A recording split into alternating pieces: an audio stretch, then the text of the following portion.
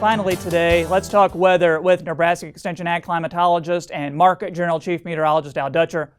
Al, I don't know about you, but I am ready for August and I'm ready for a favorable forecast. What can you tell us? Well, Troy, if there's anything I can say about this last week, at least we didn't see any snow, but we sure, in all seriousness, did see the heat, and the Panhandle got walloped with the 100-degree temperatures. And we've seen that move into the central part of the state as we got into the midweek period.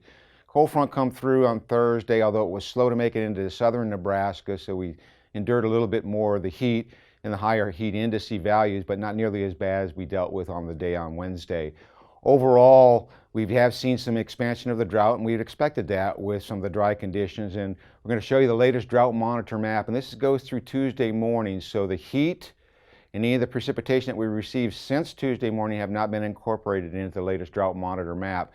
And what you'll notice is that we are starting to see a return to some of the D3 conditions in the eastern Niobrara River Valley and pockets of moderate drought, both in the southwest, the Panhandle, and in that area between Fairbury and Hebron. It's very possible that we will see some continual upgrade. In the same token, with some of the thunderstorm activity that rolled through Minnesota and Wisconsin late this week, we may be seeing some easing of conditions, especially in those areas that receive several inches of moisture.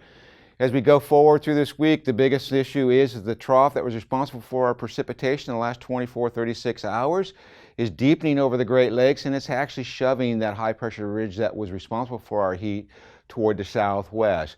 So we have a low centered over eastern portions of Minnesota and to the south of us, and here's the remnants of the thunderstorm activity that rolled through the state during the last 12 to 24 hours. We notice as we go into tomorrow that trough basically just broadens out slightly. We're still going to be in eastern Nebraska in a northwest flow, so we're going to see much cooler conditions than we've been experiencing. We're going to be back down into the low to mid 80s across the east. We still may be around the 90-degree mark in the southwest before the cool air moves in. By the time we get to Monday, this trough really starts to dig deep, so we're going to see a pretty extreme temperature difference from west to east.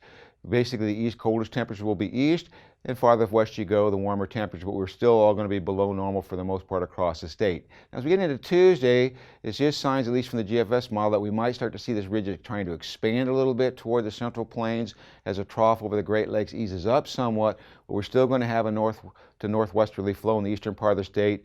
Monsoonal moisture pooled up over the central Rockies may generate a few isolated thunderstorms over the Panhandle, and then we start to see this ridge pushing just ever so slightly toward the southern plains. That will allow a little bit more of that moisture to move up into the central Rockies, and we might generate an isolated thunderstorms in the high plains region, but I think the real activity comes later in the week. As another big trough starts to move into the Pacific Northwest, it's going to help to flatten out the ridge somewhat and allow some energy to move across the northern periphery of that ridge and also tap the monsoonal flow moisture moving up into the Great Basin. With a low pressure system expected to develop somewhere over southern portions of South Dakota, we may see the generation of thunderstorm activity, and then by Friday start to strengthen this trough once again as it moves it toward the eastern and central corn belt. The low pressure sets up over portions of southwestern Iowa. We should see some convergence along that area of low pressure, so we are showing some thunderstorm activity that may move through the state.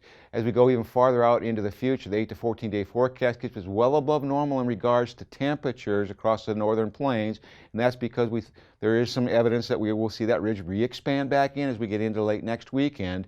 But in terms of precipitation, with that expansion, we see the drier conditions. Now, depending on which model run you look at, it looks like this next surge of heat next weekend through the following week will last about somewhere between 2 to 5 days, depending on model. Then we see another trough coming in, and it's that trough that looks like it may generate some more decent moisture return. So it's outside this 8 to 14 day window, but let's hope that that is right. Otherwise, we're going to start to see some serious declines in the crop conditions across the state. So overall, some cooler conditions for this next week. Not much in the way of major precipitation events, though.